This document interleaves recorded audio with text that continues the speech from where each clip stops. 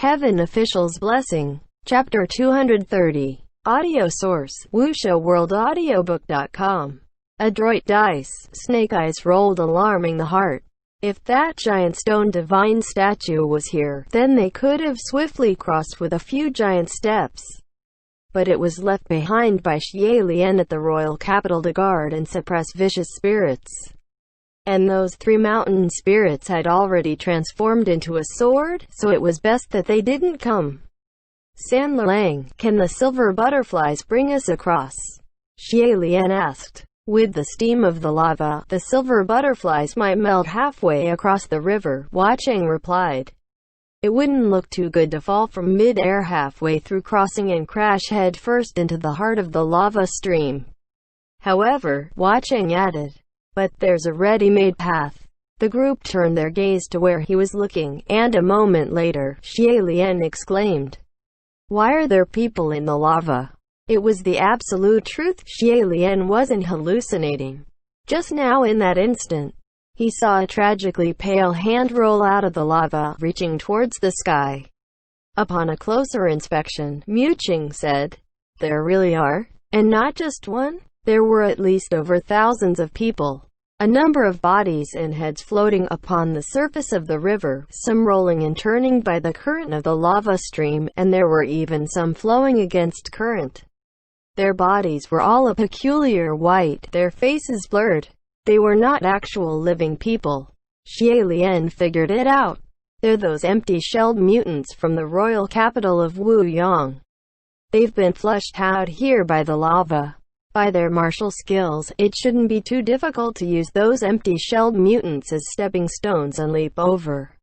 Only, those deceased spirits have been tormentedly struggling in the burning stream. It'd be rather tragic that they had to be stepped on too. But they didn't have the time to worry about that now. Mu Qing went forward first, aimed for the right positions, and with a few ups and downs, he soon crossed the moat, standing at the shore on the other side of the river, looking back this way. Xie Lian turned to Head Priest. Let me take you across first. Head Priest wasn't a martial god after all, and wasn't one who practiced martial arts, so he needed someone to take him. He nodded and went forward. However, Hua Cheng spoke up. Gerger, let me. Going with the flow, Xie Lian acknowledged. All right. Thus, Hua Cheng went forward, and held onto Head Priest's arm as if he was assisting an elderly senior. Head Priest, sir, please. Watch your step. Head Priest turned his head and saw the one assisting him wasn't Xie Lian and knitted his brows. Huh. Why is it you? Xie Lian guessed that one. Hua Cheng was worried it might not be convenient for Xie Lian to take another person along. And 2, Hua Cheng wanted, for the sake of some particular goal, show himself off a little in front of the elder, demonstrate some attentive diligence, which was why he offered to take over. Seeing this, Xie Lian couldn't help but puff a laugh, hiding it with a light cough.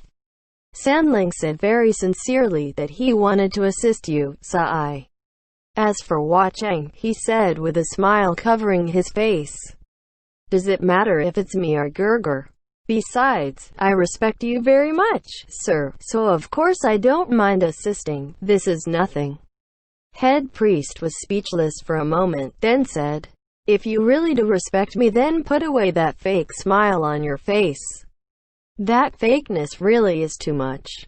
Hua Cheng immediately put that smile away. Oh. Then, without another word, he carried Head Priest, and with a flash, their forms had already moved to the other shore. His movement was freakily fast, and before Head Priest had reacted, he was already standing by Mu Qing's side, completely stunned. As for the empty-shelled mutants, Hua Cheng stepped on with his boots. They didn't notice they were stepped on at all, and only looked up to nothing above them, puzzled as they rubbed their heads, continuing to swim in the lava stream. Senses finally returned to Head Priest, and he glanced at Hua Cheng, fiving his comment. Not bad, I suppose. On this end, Xie Lian thought, that's too strict. How can skills like that be only not bad? Then he called out, I'm coming over now, too.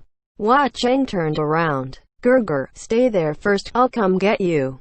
But Xie Lian acted faster than his words and had already moved, leaping upwards, his toes lightly tipped on the stomach of an empty-shelled mutant who was floating with its face looking upwards.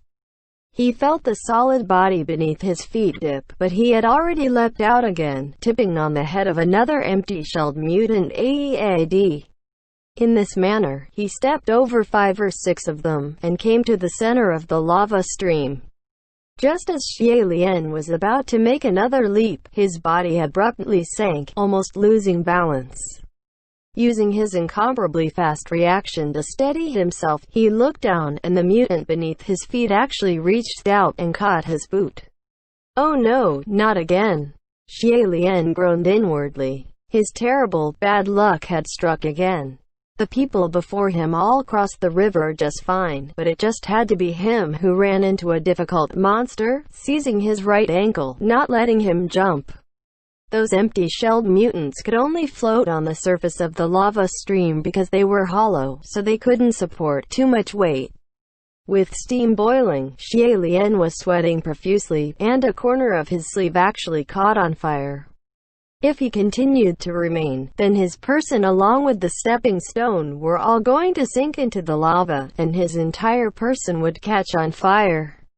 In the last second, an idea came to Xie Lian. In this time of Chris and Rue came flying out, catching another empty-shelled mutant from about 3 feet AEAD and dragged it over, stepping his left foot on the back of that mutant. Thus the 2 stone empty shells supported the weight of his one person, increasing his buoyancy, so he wouldn't immediately sink. Chris averted. Xie Lian thus pulled out Fang Xin and slashed away the arm that was seizing him. As he was about to leap out again, a red shadow had already flashed to his side, and Xie Lian spoke. "San Lang, I'm already fine. You didn't need to come over." From afar, Hua Cheng used a palm and blasted the hollow mutant that had caught Xie Lian into pieces. "Let's talk after we're ashore." The two came to the shore, and Xie Lian said, "Sorry, I made you worry." "It's my fault," Hua Cheng said. "I should have told you to wait for me to get you before I crossed." Alright, head priest chided. "Break it up. His Highness isn't that weak. He can handle himself just fine even if you didn't go over, so why did you have to go get him? Come, this way." The group climbed ashore, walked for another while and came before Wu Yang Palace. Half of the palace was buried in the ground, and after the group entered, the path was slanted, going straight to the deep recesses of the underground. Having left the above ground, the scorching air gradually cooled down. The entire underground palace was empty, and even the smallest movement would echo and reverberate. The group each ignited a palm flame separately, illuminating the surroundings. Although this palace had been sealed away for a long time, it was still considerably majestic and sumptuous, the firelight reflecting many golden, shimmering patterns, sculpted columns and painted buildings. However, without a soul, the air was dead, like this was a giant mausoleum. "This was where His Highness grew up," head priest said. "Is he really here?" Mu Qing asked. "What do you think?" Head priest replied. "This is where his powers are the strongest, so watch yourselves." Just then, Xie Lian suddenly noticed something. Upon Hua Cheng's waist, the silver eyeball on the hilt of Yiming was spinning rapidly, abnormally agitated. However, Hua Cheng's expression was still cool and focused, ignoring it completely. Xie Lian couldn't help but reach out to pet it, and only then did Yiming somewhat calm down. Hua Cheng looked down slightly, and when he saw Xie Lian's hand was still resting on the hilt, he was about to speak when just then, from the corners of the great hall came a series of heat cackles. It was the voice of a middle-aged man.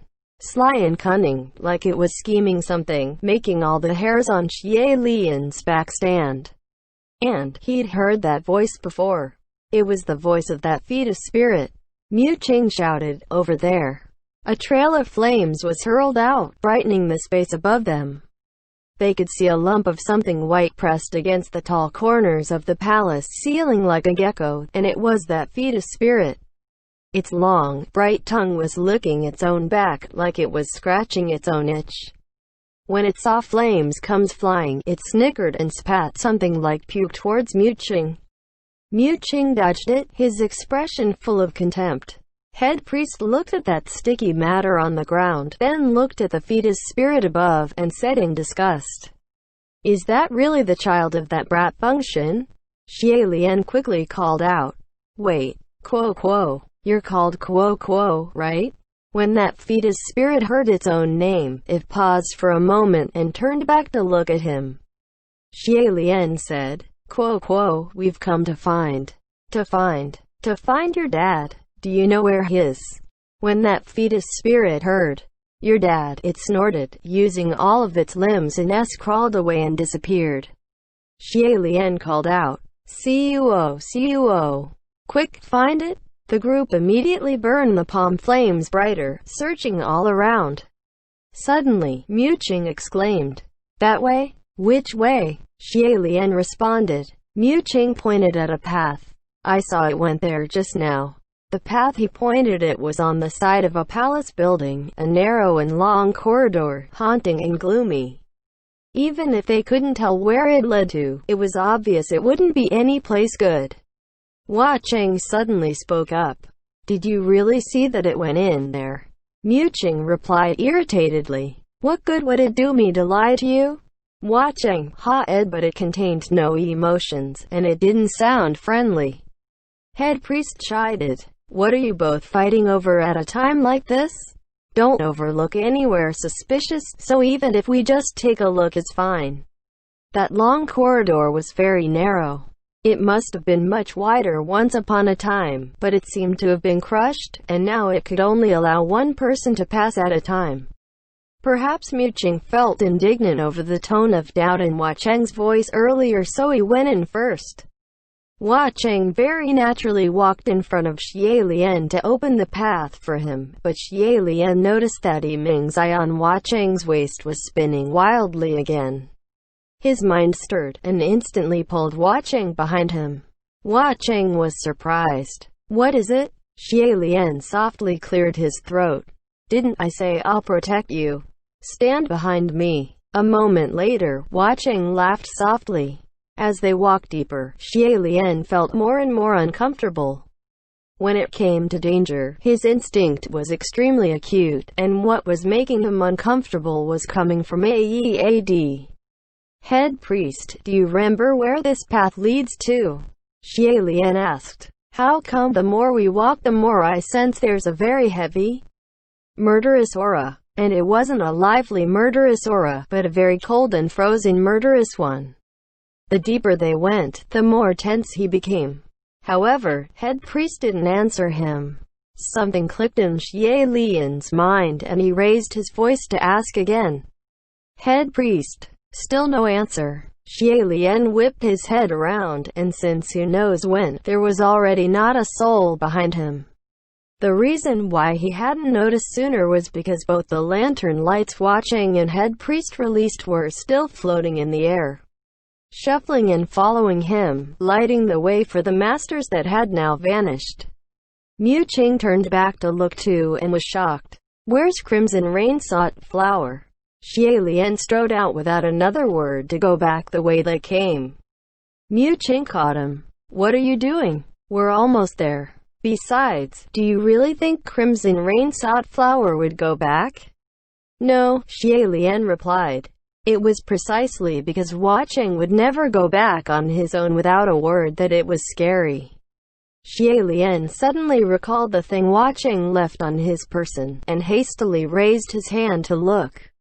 When he saw the red string on his third finger was still bright and vivid, indicating Hua Cheng was fine, Xie Lian sighed in relief.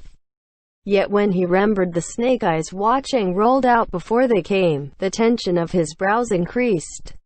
"You'll most likely find nothing even if you go back," Muqing said. "So why not continue forward, and see just what exactly is inside? Otherwise wouldn't you be wasting time if you went back and found nothing, and had to come back again?" Xie Lian was just about to speak when he suddenly held his breath. "Shush! Listen! What's that sound?" Mu Qing also listened intently. It was the sound of a man breathing deeply and quietly. It was coming from AEAD.